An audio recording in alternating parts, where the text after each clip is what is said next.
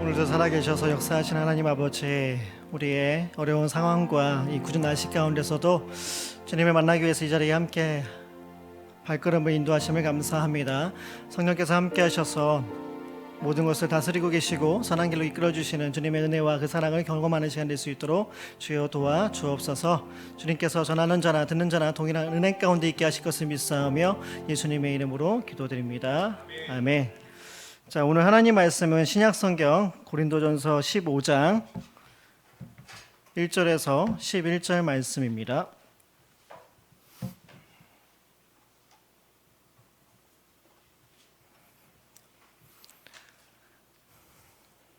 고린도전서 15장 1절에서 11절 말씀,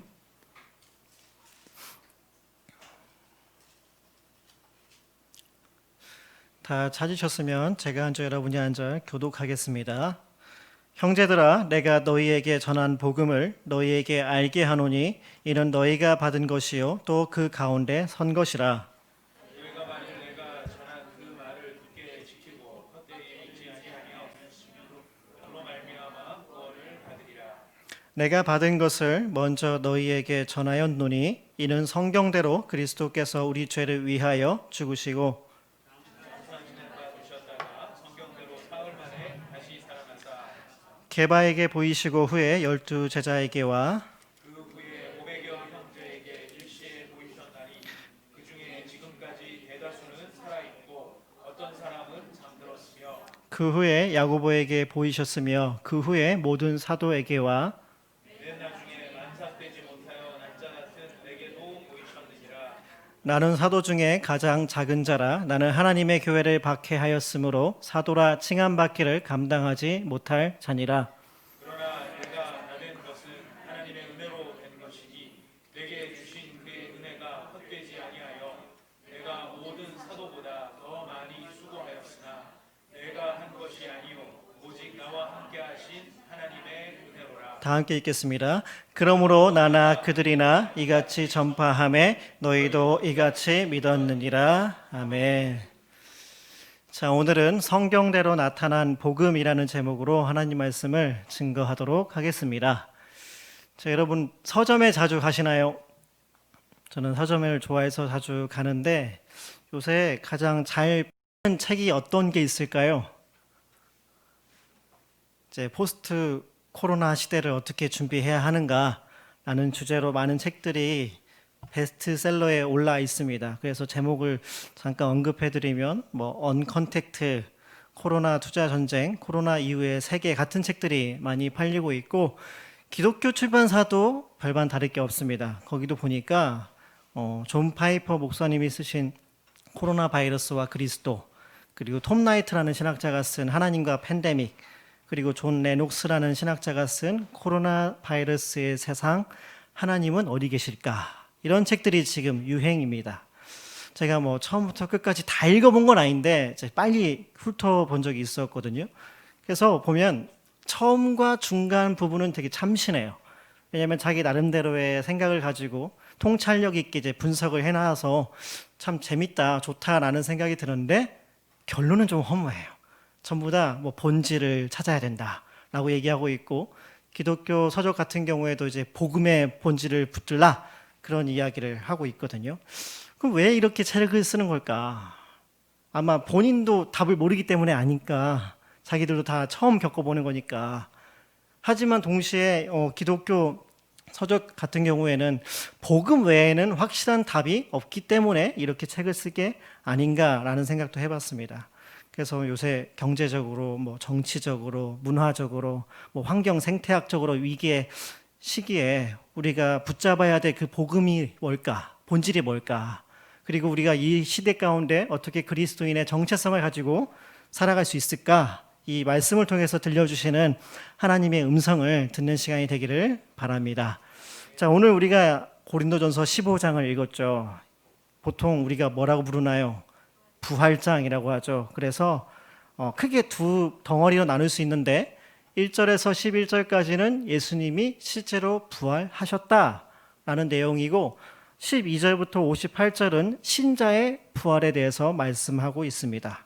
그러니까 여러분이 예수님의 부활을 실제로 믿는다면 그 같은 부활에 참여하게 될 테니까 끝까지 믿음을 지켜라 라고 이 내용을 요약을 할 수 있습니다.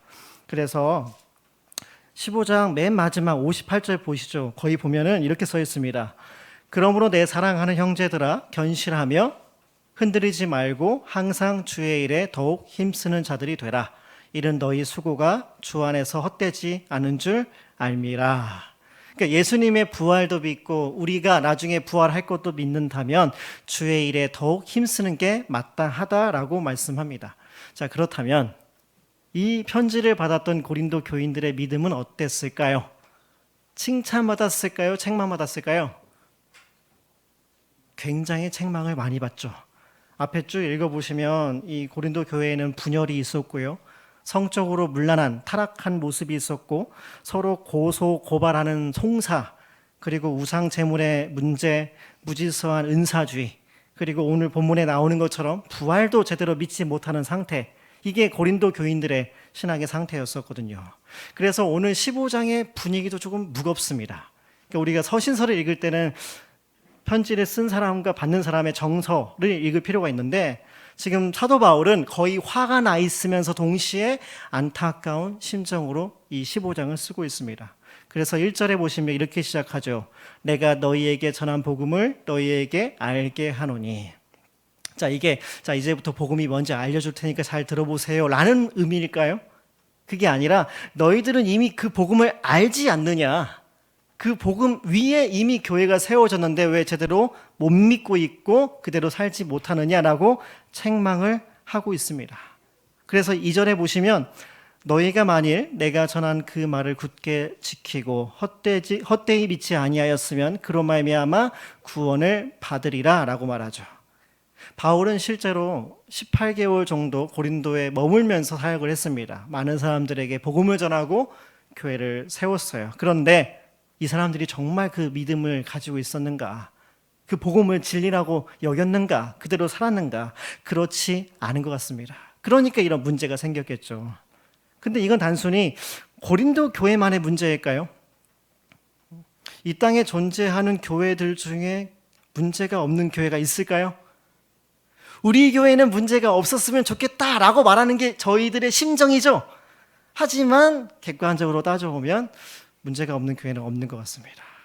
왜 문제가 있을까요? 아직 구원의 완성에 다다르지 못했거든요. 구원의 완성을 향해서 지금 조금씩 현재 진행형으로 구원의 완성을 향해 가는 과정에 있기 때문에 과도기적인 상태에 있기 때문에 어느 교회나 문제가 있어요. 그래서 여기에 구원을 받으리라 라고 번역이 되어 있는데 이게 원래는 현재형입니다. 구원을 받고 있다라는 뜻이에요. 마치 영화 그 타이타닉에 보시면 배가 침몰했을 때 구명 보트가 떠돌아다니잖아요. 거기에 올라타가지고 노를 져서 막 육지를 향해 나아가죠. 구명조끼에 올라탔다고 안전한 건 아니잖아요. 육지까지 가야 되지. 우리의 구원이 마찬가지라는 거예요. 이미 구원이 시작되어서 구명보트에 올라타기는 했지만 육지까지 가야 안전한 것처럼 우리의 신앙의 여정이 아직 많이 남아있구나.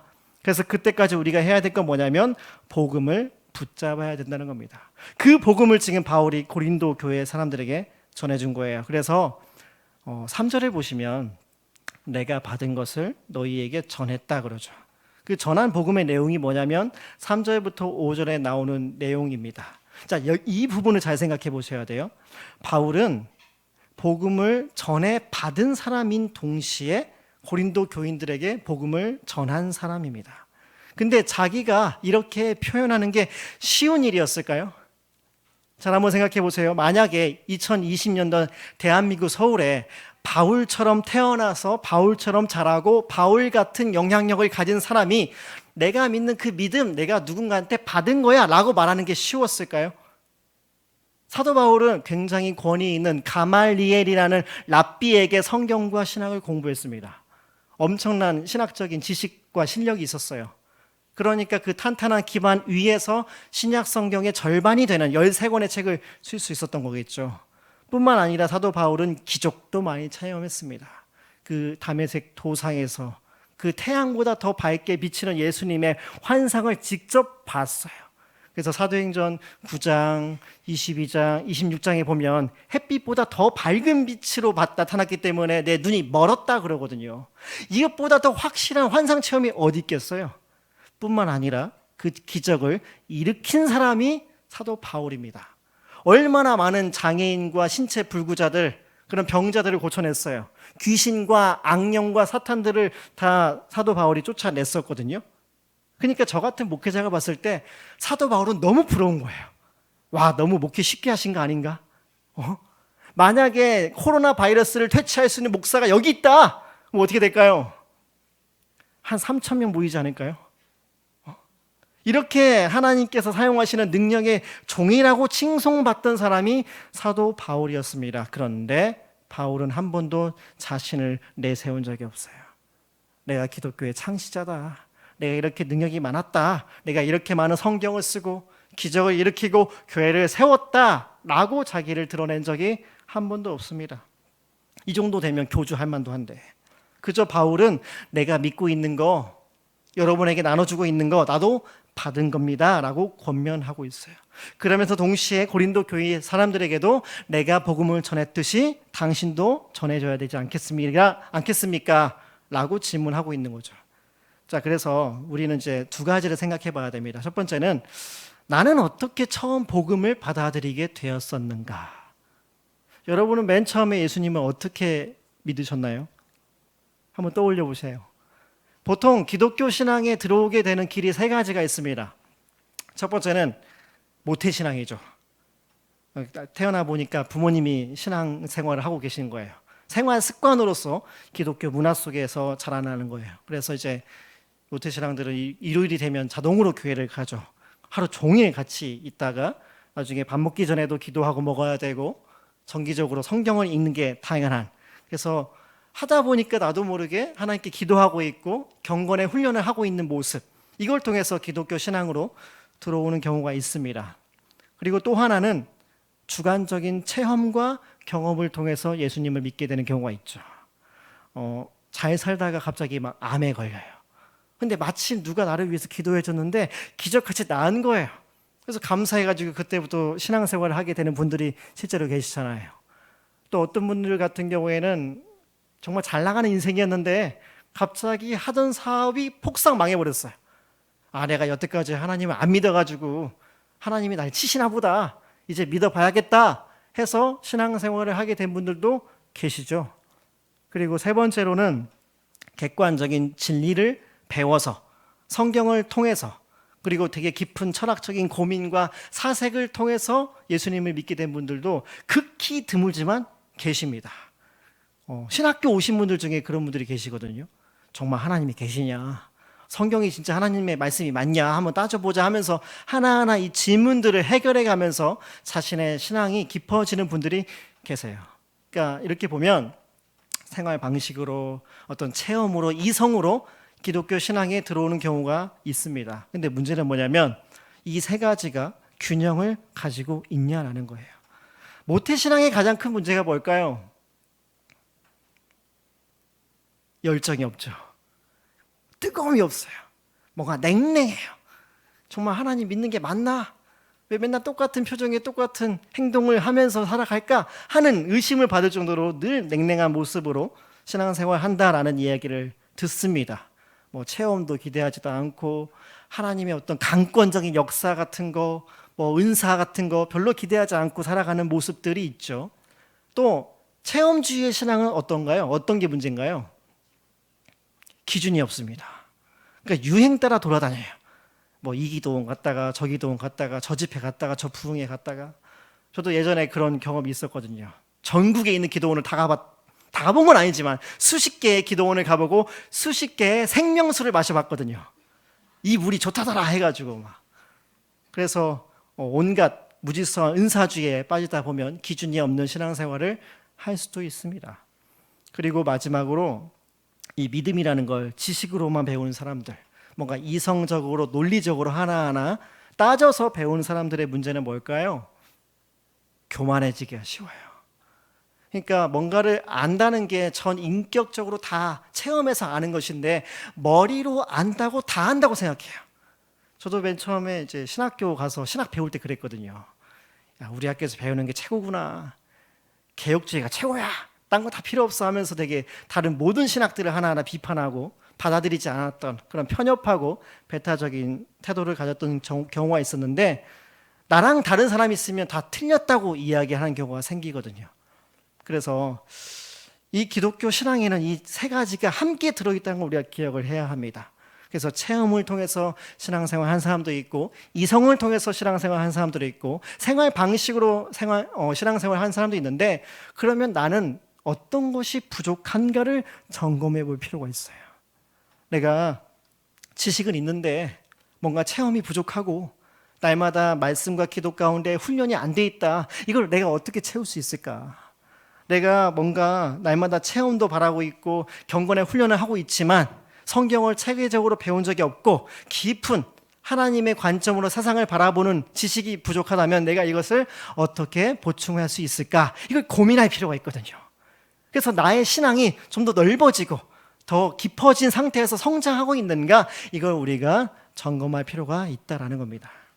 그리고 또 하나 생각해 볼 건 뭐냐면, 그러면 나는 복음의 전달자로 살고 있는가? 누군가에게 내가 가지고 있는 복음을 전하고 있는가를 고민해 봐야 됩니다. 요즘에 어디 가서 교회 다닌다는 말을 하기가 쉽지 않죠. 식당에서 밥 먹을 때 기도하는 것도 좀 짧아지는 것 같아요. 누가 보는 거 아닌가 할 정도로 전도하기가 참 어려운 시대인 것 같습니다. 근데 왜 전도하는 게 어려울까요? 세상이 악해져서, 아니면 우리 믿음이 약해져서 그런 걸까요? 근데 세상은 언제나 악했습니다. 그리고 전도라는 게 우리의 믿음이 강하고 약하고를 떠나서 성령께서 직접 열매를 일으키시는 일이거든요. 따라서 우리가 생각해야 될 게 뭐냐면, 전도의 방법을 내가 제대로 고민을 해봤었는가. 우리는 전도 그러면 노방 전도를 많이 생각해요.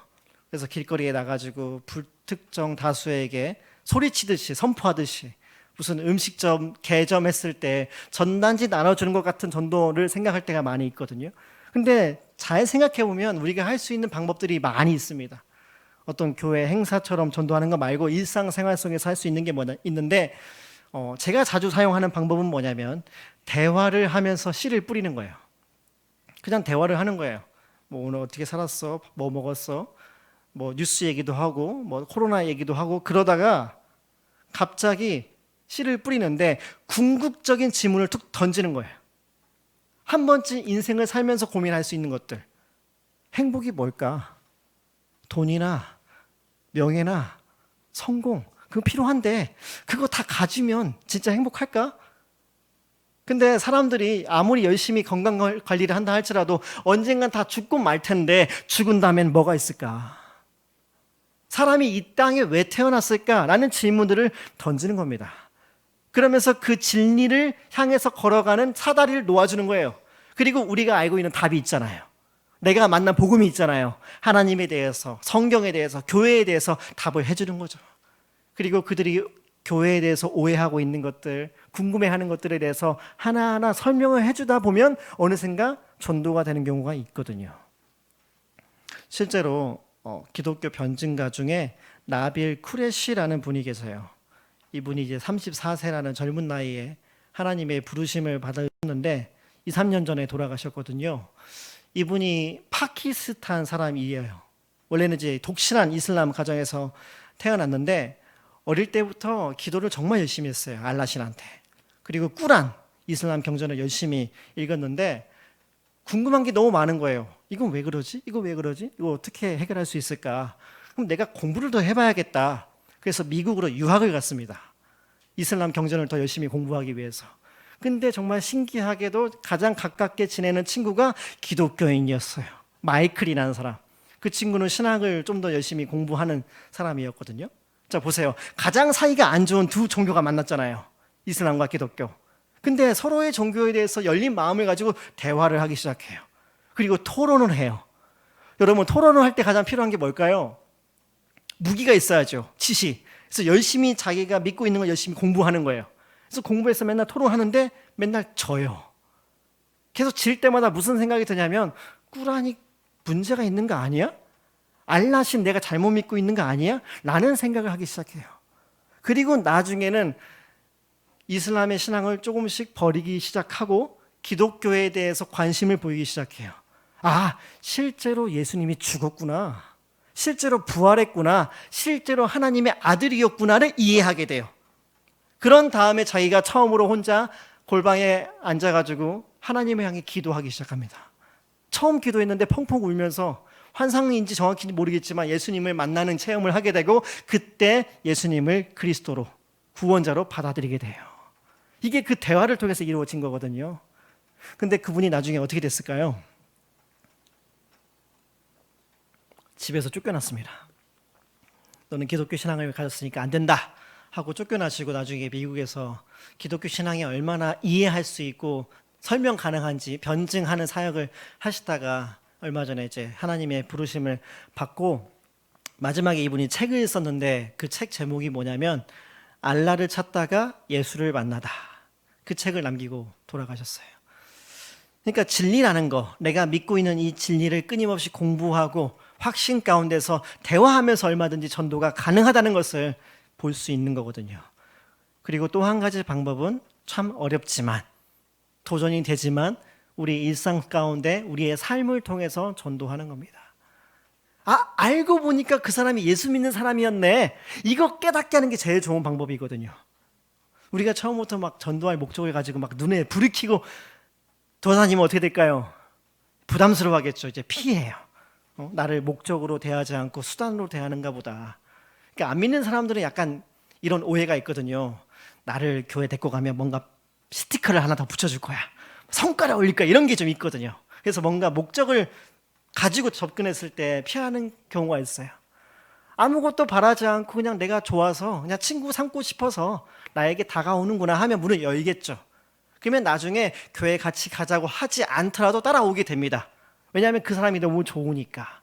저 사람이 저렇게 행복하게 사는데 도대체 뭘 믿길래 저럴까? 나도 한번 믿어보고 싶다 라는 마음 때문에 전도가 되지 않겠어요? 그래서 우리가 평상시에 삶이 덕이 될 때 복음의 물줄기를 흘려보낼 수 있는 파이프를 만들 수 있습니다. 자, 그러면 복음을 전달받고 전해주는 것도 좋은데 그러면 우리가 붙잡아야 될 이 복음의 핵심이 뭘까? 그 내용이 3절부터 5절에 나오는데 한번 같이 읽어보겠습니다. 시작.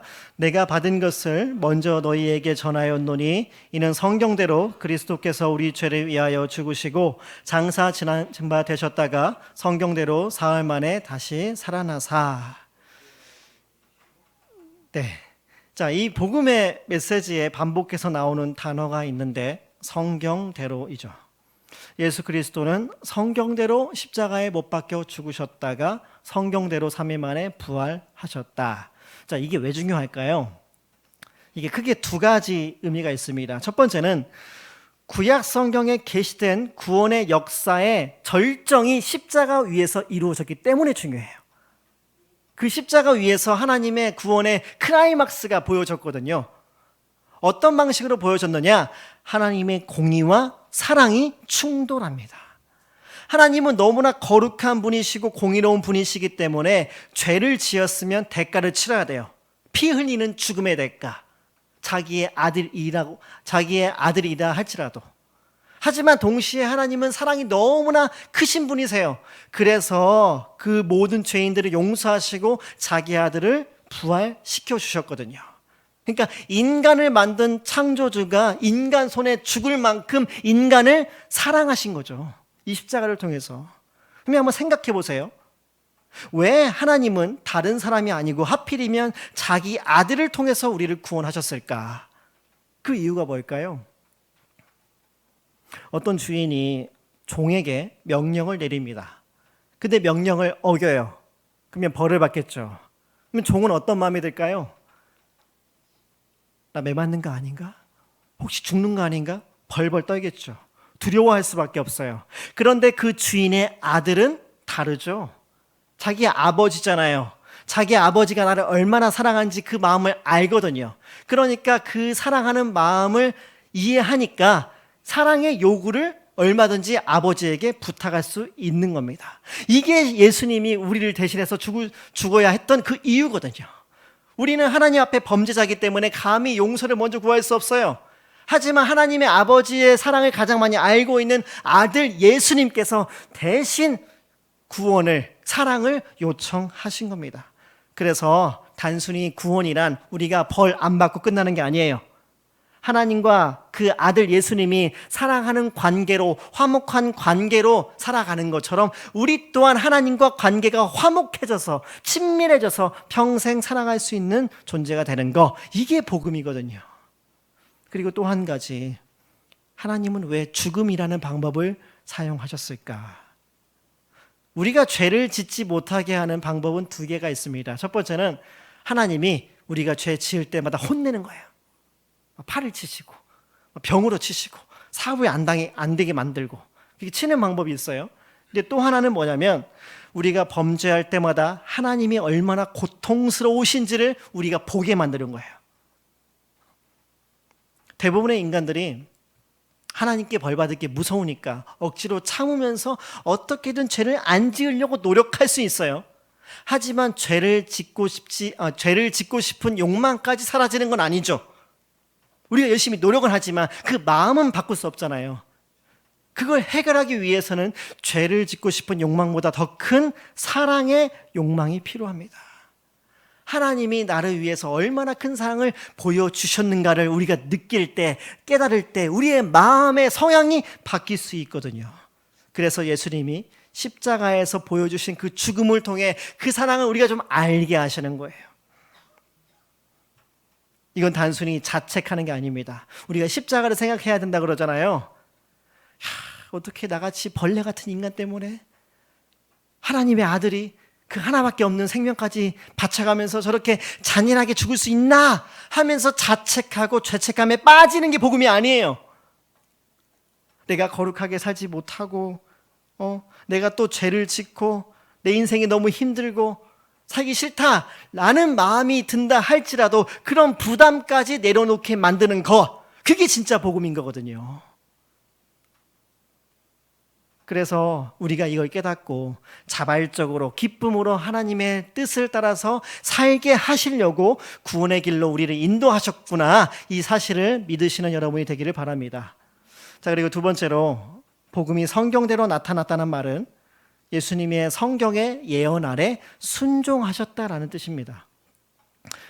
예수님이 메시아로 이 땅에 오실 것이다라고 가르치는 성경 구절이 너무 많아요. 이걸 다 찾아볼 수는 없고, 그러면 그 예언들을 예수님은 어떻게 이해하셨는가? 요것만 한번 찾아보겠습니다. 누가복음 24장 44절부터 48절을 한번 찾아볼까요? 누가복음 24장 44절에서 48절 말씀. 자, 이 말씀은 예수님이 부활하시고 제자들에게 나타나셔서 주신 말씀인데 다 함께 한번 읽어보겠습니다. 또 이르시되 내가 너희와 함께 있을 때에 너희에게 말한 바 곧 모세의 율법과 선지자의 글과 시편에 나를 가리켜 기록된 모든 것이 이루어져야 하리라 한 말이 이것이라 하시고, 이에 그들의 마음을 열어 성경을 깨닫게 하시고, 또 이르시되 이같이 그리스도가 고난을 받고 제3일에 죽은 자 가운데서 살아날 것과 또 그의 이름으로 죄사함을 받게 하는 회개가 예루살렘에서 시작하여 모든 족속에게 전파될 것이 기록되었으니 너희는 이 모든 일의 증인이라. 아멘. 자, 예수님이 고난당하시고 3일 만에 부활하시고 예수님의 이름이 선포되는 모든 곳에 죄사함을 받는 회개가 일어날 것이다. 이 복음의 역사가 예루살렘부터 전 세계로 뻗어나갈 것이다 라고 말씀하셨죠. 근데 이 일이 가능하게 된 이유가 뭐죠? 예수님이 그 말씀대로 순종하며 사셨기 때문이죠. 그걸 이 제자들이 보고 있는 겁니다. 증인이 되는 거예요. 뿐만 아니라 오늘 본문에도 다른 증인들이 계속해서 나옵니다. 자, 5절부터 보시면 8절까지 이렇게 나오죠. 게바에게 보이시고 후에 12제자에게와 그 후에 500여 형제에게 일시에 보이셨나니 그 중에 지금까지 대다수는 살아있고 어떤 사람은 잠들었으며 그 후에 야고보에게 보이셨으며 그 후에 모든 사도에게와 맨 나중에 만삭되지 못하여 난 자 같은 내게도 보이셨느니라. 복음의 증인들이 이렇게 허다하게 많다고 그래요. 마지막에 복음의 증인이 될 수 없는, 그런 자격이 없는 사도 바울 같은 자들에게도 예수님이 나타나셔서 증인으로 삼아 주셨다 그럽니다. 이 모든 게 무엇 때문에 가능한 거죠? 예수님의 순종 때문에. 하나님 아버지의 말씀을 그대로 실천해 내셨기 때문에, 십자가의 죽음까지 참아내는 그 공로가 있었기 때문에 저와 여러분이 죄 사함 받을 수 있어요. 구원을 받을 수 있어요.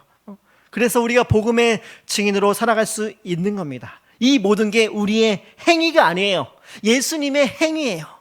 이걸 기억할 때 우리가 자유로울 수 있거든요. 아까 말씀드린 것처럼 우리가 믿음을 지키려고 하지만 죄를 지을 수 있죠. 나의 말과 행동이 바뀌지 않아서 한탄할 수 있죠. 왜 이렇게 내 인생은 안 풀리는가 답답할 수 있죠. 그래서 나는 예수님을 제대로 못 믿나 보다, 내가 이렇게 직분까지 받았는데 나 너무 잘못하고 있는 거 아닌가 하는 자책하는 마음까지 내려놓게 만드는 게 복음이라는 거예요. 이건 다 주님께 맡기면 되는구나, 우리가 예수님 안에 있기만 하면 되는구나 라고 안심하게 만드는 것, 그게 복음이라는 겁니다. 여러분, 이 복음을 가지고 계신가요? 복음을 가진 사람은 부담을 느끼기보다 자유를 느낍니다. 걱정하기보다 안심하게 돼요. 왜냐하면 내가 할 수 없는 그 모든 것들을 이미 이루신 예수 그리스도와 나와 함께 하시기 때문에. 그래서 이런 복음이 살아있는 사람을 한마디로 정의하자면 은혜로 사는 사람이다 라고 말할 수 있습니다. 은혜로 사는 사람은 자기 잘난 점을 자랑하거나 내세우지 않습니다. 못나고 부끄럽고 수치스러운 과거를 오히려 자랑으로 꺼내놓아요. 왜냐하면 그럴수록 하나님의 은혜가 더 드러나거든요. 자, 8절 한번 보세요. 만삭되지 못한 채로 태어난 자라고 자기를 표현하죠. 자, 이걸 성경학자들이, 어떤 사람들은 아직 덜 커서 나온 아기라고 해석하는 분들도 계시고, 태어나기 전에 죽은, 사산되어 태어난 아기라고 해석한 사람도 있습니다. 어쨌든지 간에 사도 바울은 자기를 굉장히 철저하게 무가치한 자라고 인식하고 있었어요. 왜냐? 복음을 전할 자격이 하나도 없었기 때문에. 하나님의 교회를 핍박했었거든요. 자, 9절 보세요. 나는 사도 중에 가장 작은 자라. 나는 하나님의 교회를 박해하였으므로 사도라 칭함받기를 감당하지 못할 자니라. 어떻게 예수님의 제자들을 죽이려고 했던 사람이, 교회를 핍박했던 사람이 교회를 위해서 산다고, 복음을 위해서 산다고 자랑할 수 있겠냐는 거예요. 인간의 힘으로는 불가능해요. 오로지 하나님의 은혜로만 이게 가능하다라고 말하고 있습니다. 그리고 마지막 10절에 그러나 내가 나된 것은 하나님의 은혜로 된 것이니 내게 주신 그의 은혜가 헛되지 아니하여 내가 모든 사도보다 더 많이 수고하였으나 내가 한 것이 아니요 오직 나와 함께 하신 하나님의 은혜로라. 자기가 얼마나 과거에 흉악한 죄인이었는가, 얼마나 부끄러운 인생이었는가 알아요. 하지만 감추지 않습니다. 오히려 자랑해요. 왜냐? 자기가 아무리 열심히 사역을 했다 할지라도 자기가 한 일에 비하면 하나님의 은혜가 훨씬 더 크거든요. 셀 수 없거든요. 감당할 수 없거든요. 마치 나이아가라 폭포수처럼 쏟아지는 그 물줄기를 어떻게 이 작은 종이컵 하나에 담을 수 있겠는가. 나는 평생 복음에 빚진 자다. 그런 마음을 가지고 사도 바울은 살았습니다. 자, 오늘 설교를 정리하겠습니다. 우리가 어떤 상황에 있든지 간에 우리의 믿음이 헛되지 않기 위해서는 복음을 붙들어야 됩니다. 먼저 내가 받은 복음이 진짜 온전한 복음인가? 그 복음 안에서 내가 온전하게 균형 잡힌, 조금씩 성장하는 삶을 살고 있는가 점검할 필요가 있고, 나 또한 그 복음을 전달하는 증인의 삶을 살고 있는가 생각을 해야 됩니다. 그러기 위해서는 우리 안에 복음이 살아 있어야겠죠. 진정성 있는 복음을 전하기 위해서는 성경대로 죽으시고 성경대로 다시 사신 그 예수님, 그분이 나를 위해, 우리를 위해서 죽으셨고 살아나셨구나. 그래서 단순히 내가 천국 가는 티켓을 끊는 정도가 아니라 하나님과 화목하고 평생 사랑하는 존재로 새로운 인생을 시작했구나, 이런 마음이 있는가. 이 복음을 붙들고 살 때 우리가 다시 오실 예수님, 최후의 심판대 앞에서 하나님을 만났을 때에도 두려워하지 않고 당당할 수 있습니다. 왜냐하면 최종 주권자는 하나님이시거든요. 그분께 인정받으면 더 이상 우리가 바랄 게 없거든요. 그래서 그분께 인정받는 것이 진정한 승리라는 사실을 기억하기를 바랍니다. 그래서 함께한 예배드리는 우리 여러분 모두가 다 잠깐 지나가는 순간에 집착하는 것이 아니라 영원한 우리의 운명을 결정하시는 주님을 만나는 그때까지 이 믿음을 끝까지 지켜가는 여러분이 되기를 주님의 이름으로 부탁드립니다. 기도하겠습니다. 2000년 전이나 지금이나 동일하게 살아 역사하시고 죄인들, 경건하지 못한 자들, 하나님을 인정하지 못하는 자들의 마음까지 바꾸셔서 구원해 내시는 그 하나님, 지금도 살아서 우리와 함께 하시는 분인 것을 우리가 믿기를 원합니다. 하나님, 우리가 다시 한번 맨 처음에 복음을 받아들였던 그 순간, 첫사랑의 순간으로 초심으로 돌아가게 도와주옵소서. 우리가 받은 그 복음이 얼마나 귀한 것인지 알게 도와주시고, 너무나 귀하기 때문에 다른 사람들에게 전하지 않고서는 배길 수 없는 사람들도 될 수 있게 도와주시며, 그 복음의 확신을 가지고 어렵고 힘들다 할지라도 이 모든 캄캄한 터널의 순간들을 뚫고 지나가 하나님이 비추어 주시는 밝은 빛을 볼 수 있도록 주여 함께하여 주옵소서. 주님께서 그렇게 일하실 것을 믿사오며 예수님의 이름으로 기도드립니다. 아멘.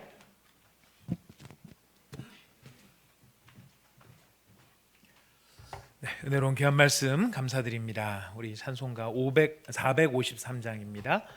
우리 예수도 알기 원하네 이 찬양을 부를 텐데요. 오늘 주신 말씀의 가장 중요한 주제 여러분 기억해야 됩니다. 본질로 돌아간다. 본질로 돌아간다는 다른 게 아니고 복음으로 돌아간다 이야기셨는데요.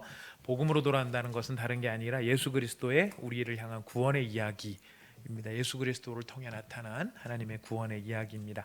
아까 누가복음 24장 말씀을 읽어주셨습니다. 모세의 율법, 선지자의 글, 시편에 이 모든 게 다 누구를 가리켜 기록됐다고요? 예수님을 가리켜 기록됐습니다. 그래서 성경이 이야기하려고 하는 가장 중요한 핵심은 어디에 있을까요? 누구를 가리키는 걸까요? 예수님을 가리키는 거예요.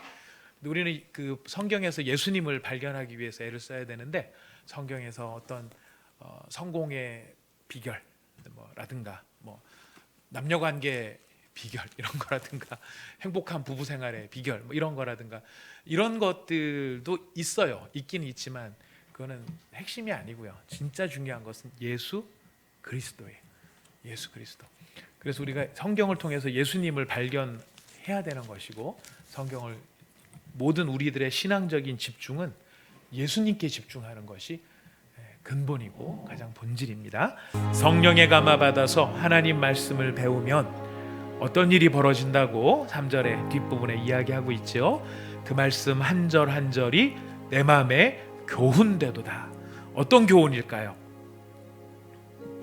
성령의 감화를 받아서 성령이 우리를 확 감화하셔서 하나님 말씀을 쭉 배우고 듣고 읽으면 그 말씀 한 절 한 절이 내 마음에 누구를 깨닫게 하시는 걸까요? 예수님을 깨닫게 하는 것입니다. 그래서 우리가 말씀을 통해서 이런 정보 저런 정보를 많이 들을 수도 있고 받을 수도 있지만 진짜 가장 중요한 것은 예수님을 발견하는 거예요. 그리고 예수님의 은혜와 그 능력이 얼마나 크신지 또 얼마나 실제적으로 나를 돕고 계시는지 그 믿음 안에서 어떻게 역사하는지를 알면은 우리가 딴 거 자랑하는 게 아니라 딴 것 때문에 걱정하는 게 아니라 예수님 얘기를 할 수밖에 없습니다. 우리 안에 과연 내가 오늘 하루를 산 오늘 하루의 삶을 쫙 돌이켜보면서 내 마음에 제일 많이 이렇게 떠올랐던 말이 무엇인가? 내가 제일 많이 신경 썼던 단어가 무엇인가? 제일 많이 마음속에 내 마음을 차지하고 있었던 일이 무엇인가? 여러분 그 중에서 예수님은 몇 프로쯤 되셨습니까? 오늘 하루 삶 사셨을 때 50%? 겨우 그 정도밖에 안 되는 줄 아십니까? 70%? 90%? 110% 할렐루야. 우리 김원수 집사님 110% 나오고 역시 예수님 동생 헌수 집사님 맞으십니다. 네 맞습니다. 예 그렇게 되실 줄로 압니다. 근데 우리가 그 예수님을 잊어버리니까요. 자꾸 예수님을 잊어버리니까 그 사이에 딴 것들이 계속 채워져요. 그래서 해도 부질없는 이야기, 전달하는 것이 부질없는 이야기, 남 위해 주는 것처럼 말하면서도 다 부질없는 이야기. 그 사람 정말 잘 되게 하는 방법은 하나밖에 없어요. 예수님 만나게 해줘야 돼요. 예수님 소개해 줘야 돼요. 예수님 말고 딴 걸로 그 사람 채우고 위로해 주려고 그래도요. 그게 진짜 위로가 되지를 못해요. 정말 편들어 주는 것밖에 안 되고 엉뚱한 우리 일들, 엉뚱한 열매들만 만들어내게 됩니다. 자, 오늘 우리가 이 찬송가처럼 주님 정말 내 마음의 소원, 예수님 처음 우리가 구원받을 때만 예수님이 필요한 게 아니에요. 성경 모든 곳이 다 예수님을 가리키듯이 우리의 평생을 살면서 우리한테 필요한 분이 예수님이세요. 우리가 그 예수님을 더 잘 알기를 원합니다. 더 동행하기를 원합니다. 제 마음속에 더 강력하게 임재하기를 원합니다. 그래서 사도 바울이 툭 건들면 예수님이 툭 튀어나오는 것처럼 내 마음속에 예수님으로 충만할 수 있는 그런 은혜가 있게 하여 주시옵소서. 우리 시간에 마음을 모아서 한번 같이 기도하도록 하겠습니다. 다 함께 기도합시다. 하나님 아버지, 참으로 감사합니다. 아버지 하나님,